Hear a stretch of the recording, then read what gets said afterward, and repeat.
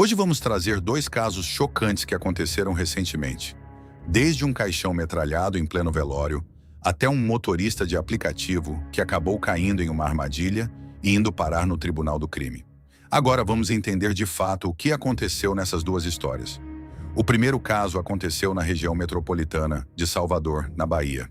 Nos últimos anos, o estado tem enfrentado uma escalada da violência causada principalmente pela disputa entre duas das maiores facções criminosas que atuam na região. O Bonde do Maluco, conhecido como BDM, e o Comando Vermelho. Foi nesse cenário que surgiu o nome de Anderson, conhecido pelo apelido de Maquinista. Segundo informações divulgadas pelas autoridades, ele tinha apenas 17 anos e era apontado como integrante do Comando Vermelho na região de Dias Dávila. Apesar da pouca idade, seu nome já aparecia em diversas investigações e ele era considerado uma figura conhecida dentro da organização criminosa. Naquele período, Anderson estava escondido e evitava aparecer publicamente. Mas tudo mudou quando ele decidiu sair do esconderijo para visitar a namorada. Segundo informações divulgadas pela polícia, equipes realizavam patrulhamento na região quando receberam informações sobre sua localização. Os agentes seguiram até o local indicado e conseguiram encontrá-lo. Foi exatamente aqui que chegou ao fim a trajetória de Maquinista no crime. Bairro Concórdia, em Dias Dávila. Ele era um adolescente de apenas 17 anos que ficou conhecido no submundo do crime pelo vulgo Maquinista. O Anderson Nascimento Lima, apontado como um dos criminosos mais temidos da cidade e integrante do CV, morreu após um intenso confronto com policiais militares da 36ª Companhia aqui na Concórdia.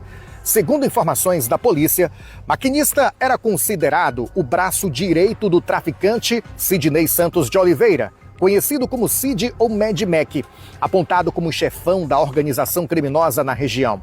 Apesar da pouca idade, Maquinista já carregava uma ficha assustadora.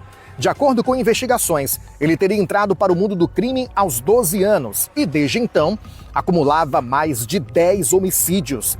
Cruel, frio e apontado como principal matador da facção, o adolescente era visto como peça-chave nas execuções ordenadas pelo grupo criminoso.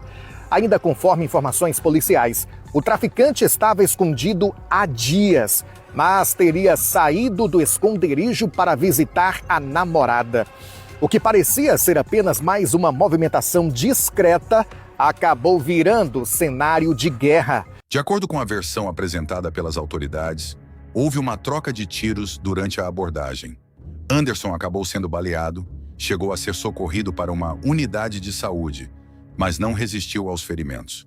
Com a morte confirmada, familiares e amigos iniciaram os preparativos para o enterro. O que ninguém imaginava era que a rivalidade entre facções continuaria mesmo após sua morte. Durante o sepultamento, integrantes da facção rival descobriram onde o enterro estava acontecendo e decidiram realizar uma ação que chocou até mesmo moradores acostumados com a violência da região. Armados, os criminosos invadiram o local e abriram fogo contra o próprio caixão que estava prestes a ser enterrado. O ataque provocou correria e desespero entre familiares e pessoas que acompanhavam a despedida. Ai, meu Deus, corre de tiro, mulher. É tiro, Elza. Você vai, você vai. Dentro do é dentro do cemitério? É, tá na dentro, meu Deus. Para, filho. Meu Deus do cemitério.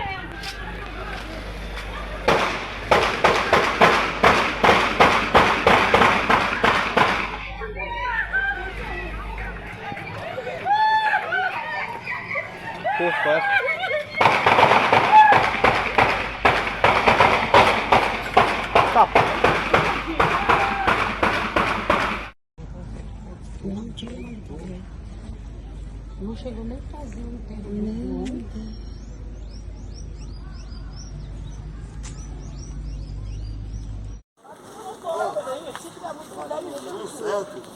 Ontem a gente passou, era para avisar a gente horário. Não avisa, porque a gente vinha acompanhando. Era sério. Por pouco eu tava com a gente. Era sério acontecer isso aqui. Ai. Se tiver aviso horário, a gente estava aqui. Não avisou, não viu nada. Foi Deus que tá livramento a gente. Mesmo após o ataque, o enterro acabou acontecendo. Segundo informações divulgadas na época, o caixão foi sepultado da forma como ficou após os disparos. Mas a história ainda não terminava ali. Poucas horas depois, policiais localizaram um dos suspeitos de participação no ataque ao cemitério. Segundo as autoridades, ele era apontado como integrante e liderança, ligada ao grupo rival responsável pela ação. De acordo com a polícia, houve uma nova ocorrência e uma troca de tiros durante a tentativa de abordagem. O suspeito acabou sendo baleado, chegou a ser socorrido, mas também não resistiu. Em poucas horas, os dois personagens centrais daquele episódio acabaram mortos, em mais um capítulo da guerra entre facções que há anos assola diversas regiões da Bahia. Mas enquanto esse caso chocava pela violência demonstrada, até mesmo durante um enterro, outro acontecimento começava a repercutir fortemente em Rondônia. Antônio Marcos dos Santos Filho, mais conhecido como Gordão da Revoada, trabalhava como motorista de aplicativo em Porto Velho. Conhecido pelo jeito alegre e pelas brincadeiras constantes, ele vivia um momento especial da vida. Sua esposa estava grávida e os dois aguardavam a chegada do primeiro filho. Porém, tudo mudou quando ele desapareceu. Algum tempo depois, vídeos começaram a circular pelas redes sociais e rapidamente chamaram atenção em todo o estado.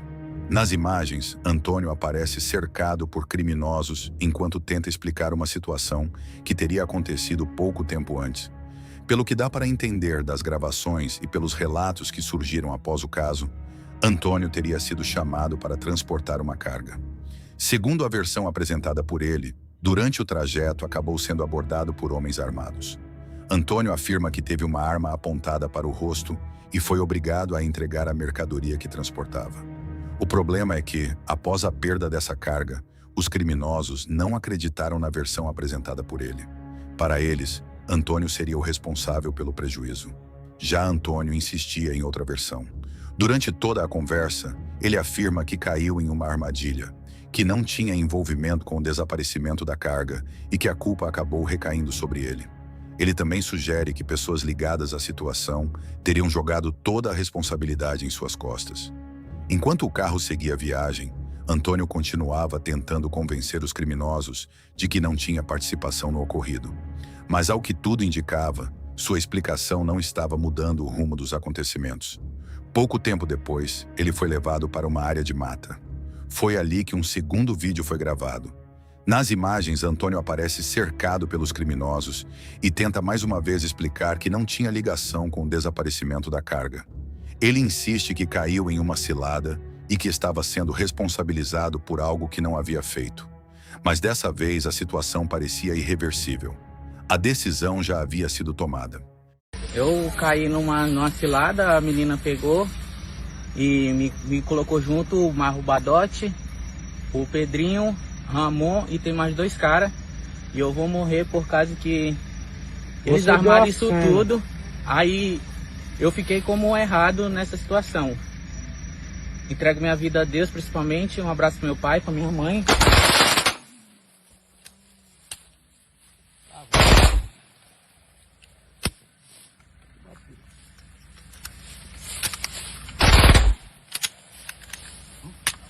Nas imagens, é possível ver Antônio tentando convencer os acusadores de que não tinha envolvimento com o desaparecimento da carga.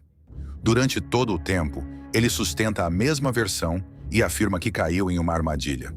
Em um dos momentos mais marcantes, ele se despede do pai, da mãe e dos familiares, entrega sua vida a Deus, coloca a mão no rosto e, segundos depois, é atingido por vários disparos, encerrando de forma trágica qualquer chance de provar sua versão dos fatos. Após sua morte, os vídeos começaram a ser enviados para familiares e conhecidos. O material acabou chegando às autoridades e rapidamente se espalhou pelas redes sociais, provocando enorme repercussão em Rondônia. Sem saber onde Antônio estava, familiares iniciaram uma campanha pedindo ajuda para localizar o corpo. Diversas mensagens foram compartilhadas nas redes sociais, na esperança de que alguma informação surgisse. Dias depois, veio a confirmação mais dolorosa. O corpo de Antônio foi encontrado próximo à região de fronteira com a Bolívia, permitindo que a família finalmente realizasse o velório e o sepultamento. Como era muito conhecido na região, o enterro reuniu um grande número de pessoas. Amigos, familiares e moradores compareceram para prestar as últimas homenagens.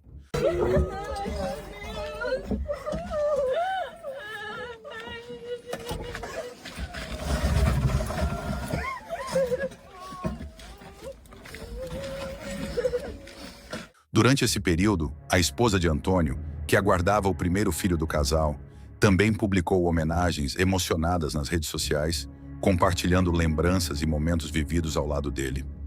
Mesmo após a localização do corpo, muitas perguntas continuam sem resposta. O caso segue sendo investigado e, até o momento, as autoridades continuam trabalhando para identificar todos os responsáveis e esclarecer completamente o que aconteceu naquele dia. Os dois casos aconteceram em estados diferentes e possuem circunstâncias completamente distintas. Porém, ambos mostram como a violência ligada ao crime organizado continua produzindo histórias que chocam até mesmo pessoas acostumadas a acompanhar esse tipo de notícia.